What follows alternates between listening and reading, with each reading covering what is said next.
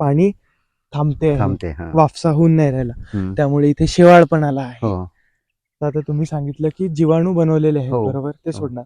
त्याच्या आधी आपण हायड्रोजन पेरॉक्साईड सोडून देऊ. हा. त्यांनी काय होईल की जेवढं पण हे आहे, माती कडक झाली आहे, हा. मुळांना ऑक्सिजन भेटत नाही कारण हम्म. पाणी थांबून आहे, तर त्यांना लगेच ताबडतोब ऑक्सिजन जाईल.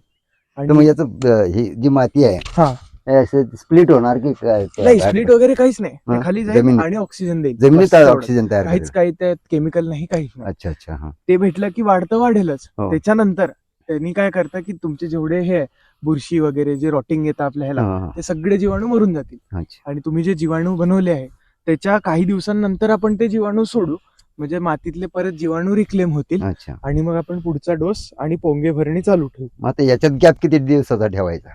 जीवाणू जे सोडतोय अच्छा, आपण हायड्रोजन पेरॉक्साईड सोडलं की त्याच्या 4 दिवसात ते पूर्ण क्लिअर होतं. त्यात केमिकल मातीत काहीच केमिकल नाही, ते केमिकलच नाहीये, त्यात अच्छा. फक्त पाणी आणि ऑक्सिजन आहे. हा, हा. ते पूर्ण क्लिअर झालं म्हणजे सगळे बॅक्टेरिया मेले हा. की मग आपण जीवाणू सोडू त्याच्या 4 दिवसांनंतर. अच्छा. आणि ते आपण परत चालूच ठेवू, म्हणजे जेवढं पण ते मातीतलं खत आहे हम्म. तेच वापरून झाडाला देणार. अच्छा.